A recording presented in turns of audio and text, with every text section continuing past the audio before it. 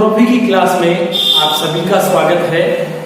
कल हमने गौंड जनजाति के आर्थिक क्रियाकलापों के बारे में चर्चा की थी।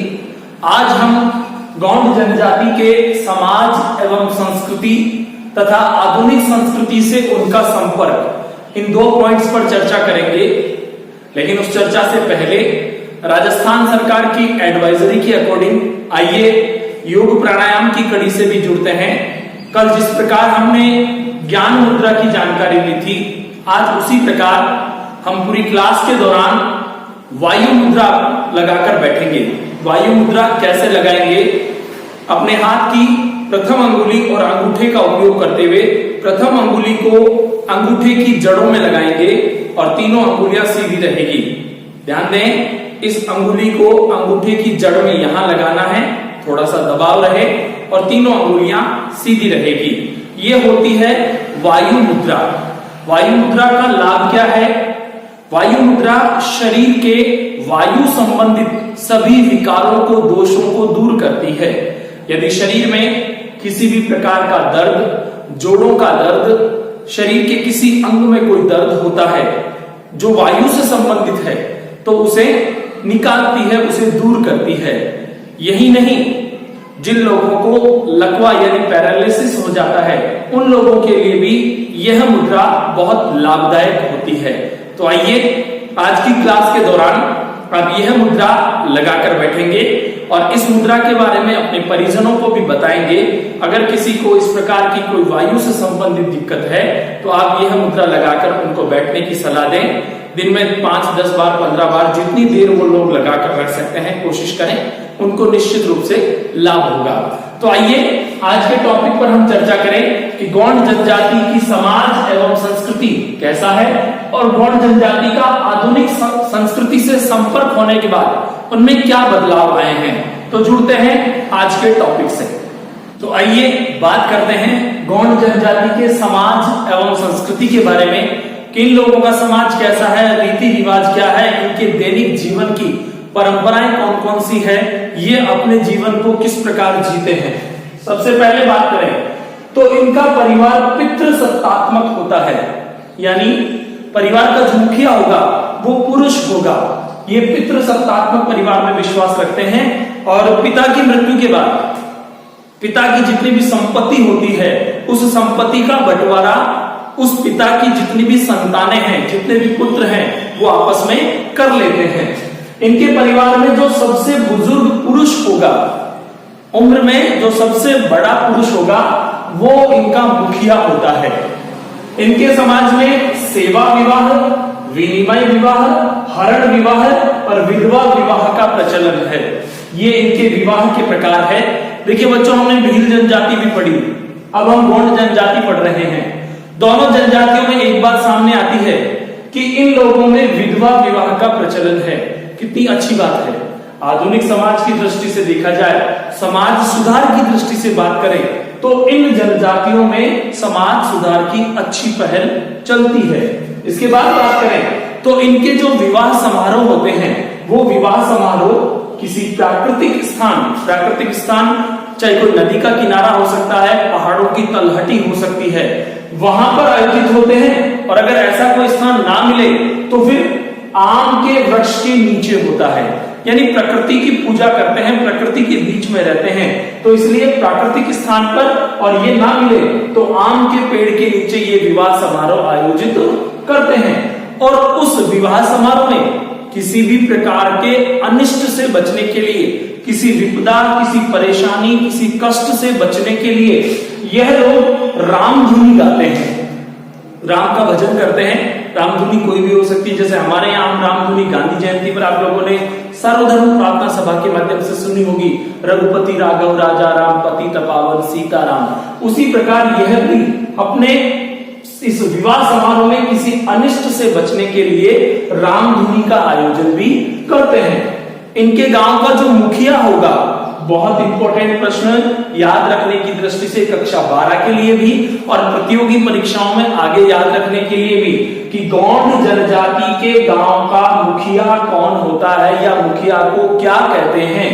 पटेल या मुखादम, दो शब्द हैं, गौंड जनजाति के गांव का मुखिया, पटेल या मुखादम। और इसके बाद इनके गांव का जो चौकीदार होता है, चौकीदार का तात्पर्य होगा गांव की सुरक्षा करने वाला, चौकीदारी करने वाला, ध्यान रखने वाला, वो जो होगा उसको ये कहेंगे कोतवाल। इसके बाद बात करें तो इनके जो आपसी विवाद होते हैं, उन विवादों का निपटारा, उन विवादों का समाधान उनकी पंचायत द्वारा किया जाता है। हर समाज की अपनी कोई पंचायत होती है, वो पंचायत बैठती है, पंच बैठते हैं, समस्याओं को सुनते हैं और जो सही डिसीजन होता है उस निर्णय को देते हैं। तो गौंड जनजाति में भी आपसी विवादों का निपटारा वहां की पंचायत द्वारा किया जाता है। गौंड जनजाति के जो पुजारी होंगे, जो पुरोहित होंगे, जो उनके धार्मिक संस्कारों को आयोजित करवाते हैं, उन लोगों को कहा जाता है देबारी। याद रखेंगे, छोटा शब्द है, कठिन शब्दों में आप इसको लिखेंगे, गौंड जनजाति के पुजारी या पुरोहित को देबारी कहा जाता है। अब बात करते हैं गौंड जनजाति की भाषा के बारे में कि इन लोगों की भाषा कौन सी है। तो इनकी भाषा है गोंडी बोली। गौंड शब्द है गौंड से ही बना गोंडी, तो गौंड जनजाति की भाषा गोंडी बोली। और ये भाषा कौन सी, कहां से आई? ये द्राविडियन भाषा परिवार से है। भारत का जो दक्षिणी क्षेत्र है, यहाँ जितनी भी भाषाएं बोली जाती है दक्षिण भारत में, वो सारी भाषाएं द्राविडियन भाषा परिवार का हिस्सा होती है। तो यह बोली जो है, यह भी द्राविडियन भाषा परिवार का ही एक भाग है। और यह भाग तमिल और कन्नड़ से संबंधित है, यानी तमिल और कन्नड़ इन दोनों को मिलाकर यह गोंडी बोली का रूप बनकर सामने आया है। यानी गौंड जनजाति के लोगों द्वारा जो भाषा बोली जाती है उसमें तमिल और कन्नड़ दोनों का मिक्स रूप होगा और उस बोली को कहेंगे गोंडी बोली। लेकिन इसके अलावा कुछ अन्य क्षेत्रों में गौंड जनजाति के जो लोग हैं वो हिंदी भी बोलते हैं, मराठी भी बोलते हैं और तेलुगु भी बोलते हैं। तो गौंड जनजाति की मुख्य बोली, मुख्य भाषा की बात करेंगे तो हमारा उत्तर होगा गोंडी। लेकिन उसके साथ हम यह भी लिखेंगे कि इसके अलावा यह लोग हिंदी, मराठी और तेलुगु भाषा भी बोलते हैं। इसके बाद आइए आगे बात करें तो इनके जो उत्सव होते हैं, इनके जो विशेष पर्व होते हैं, उस पर्व पर अपनी खुशी प्रकट करने के लिए यह लोग नृत्य करते हैं, डांस करते हैं। और पूर्णिमा की रात्रि में ये इनका महत्वपूर्ण फंक्शन है। पूर्णिमा की जब रात होती है, जब चांद पूरा दिखाई देता है, उस चांद की रोशनी में इस गौंड जनजाति के सभी स्त्री एवं पुरुष एक साथ नाचते हैं और गाते हैं। यानी पूर्णिमा की रात में जब चंद्रमा पूरा दिखाई देता है तो उस चंद्रमा की रोशनी में गौंड जनजाति के लोग, स्त्री और पुरुष दोनों वर्ग गाते हैं और नाचते हैं। इनमें भी गाने वाले जो लोग हैं उनका वर्ग अलग है। गौंड जनजाति में जो धूलिया वर्ग होगा, जैसे कल हमने बात की थी रावत वर्ग के द्वारा पशुपालन किया जाता है, ठीक इसी प्रकार इनका जो धूलिया वर्ग होता है ये गायक जाति है। इन लोगों का काम गाना है, ये लोग गाते हैं। और इनकी जो प्रधान वर्ग है वो इतिहास को और मान्यताओं को गाकर सुनाती है। ये भी गायक हैं और ये भी गाकर सुनाते हैं। याद रखेंगे, धूलिया वर्ग तो गायक जाति है और प्रधान वर्ग इतिहास को और पुरानी मान्यताओं को गाकर सुनाता है। इसके बाद बात करें तो यह लोग अपने मनोरंजन के लिए मुर्गों को आपस में लड़ाते हैं। और दक्षिण भारत का एक प्रमुख मनोरंजन का साधन है मुर्गा लड़ाई। दो मुर्गों को आपस में लड़ाया जाता है, जो मुर्गा जीत जाता है उस मुर्गे के मालिक की बड़ी ख्याति होती है, बड़ी प्रसिद्धि होती है। तो यह लोग प्राचीन काल में मुर्गा लड़ाई से अपना मनोरंजन करते थे। इनके प्रमुख देवताओं की बात करें तो इनके प्रमुख देवता बड़ा देव, श्री शंभू महादेव और परशापेन, ये इनके तीन महत्वपूर्ण प्रमुख देवता है। बड़ा देव, श्री शंभू महादेव और परशापेन। यह लोग अपने देवताओं को प्रसन्न करने के लिए पशुओं की बलि भी देते हैं। इन देवताओं को खुश करने के लिए, मनाने के लिए, अपनी जो भी बात है उसको मनाने के लिए या अपने वरदान को पाने के लिए, अपने देवताओं से अपनी इच्छाओं की पूर्ति करने के लिए यह लोग पशु बलि भी देते हैं। इनकी एक देवी है जिसका नाम काली दंतेश्वरी, और इनके देवता जो अभी हमने बात की थी बड़ा देव। इस काली दंतेश्वरी और बड़ा देव को खुश करने के लिए यह लोग नर बलि भी देते थे। नर बलि यानी मनुष्य की बलि भी देते थे। लेकिन 19वीं सदी में जब भारत में अंग्रेजों का शासन था तो अंग्रेजों ने इस प्रथा को बंद करवा दिया था। यह लोग मनुष्य की बलि भी चढ़ाते थे, लेकिन अंग्रेजों को जब इसका ज्ञान हुआ तो उस बलि परंपरा को इन अंग्रेजों ने बंद करवा दिया था। इसके बाद बात करें तो यह लोग गौंड जनजाति के लोग मरे हुए व्यक्ति के शरीर को जलाते भी हैं और दफनाते भी हैं, यानी जलाना और दफनाना दोनों इनकी परंपराओं में सम्मिलित है। यह लोग आत्मा को अजर और अमर मानते हैं। कृष्ण ने गीता में लिखा है साफ कि आत्मा अजर है, अमर है, ना उसको कोई मार सकता है ना कोई उसको मिटा सकता है। ठीक इसी प्रकार गौंड जनजाति के लोग भी मनुष्य को जला देते हैं, दफना देते हैं मरने के बाद उसके शव को, लेकिन उसकी आत्मा को अजर, कभी बूढ़ा नहीं होने वाली, और अमर, कभी नहीं मरने वाली मानते हैं। इन लोगों का जादू टोनों में भी बहुत विश्वास होता है और यह लोग रात्रि जागरण भी करते हैं। रात्रि में अपने देवताओं को प्रसन्न रखने के लिए भजन इत्यादि का आयोजन भी करते हैं। तो आइए इसके बाद बात करें इनकी आधुनिक समाज से संपर्क के बाद इनकी क्या स्थितियां रही।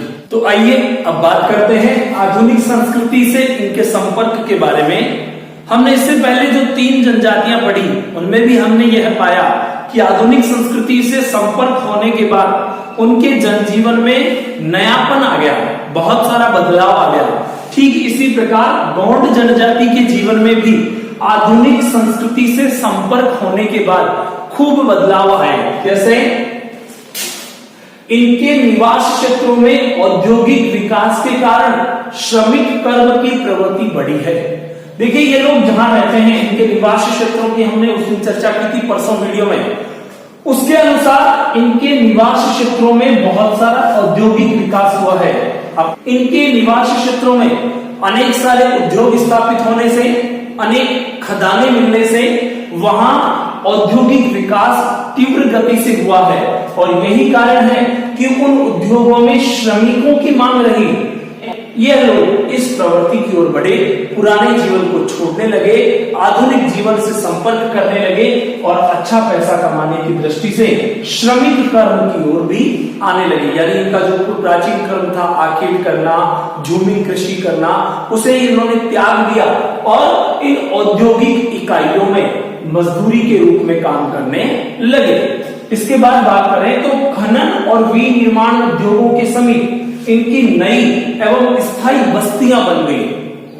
ये लोग जहां रहते थे इनके आसपास के क्षेत्रों में जहां भी औद्योगिक इकाइयां स्थापित हुई, इन लोगों ने उन औद्योगिक इकाइयों के पास ही अपने स्थायी मकान बना लिए।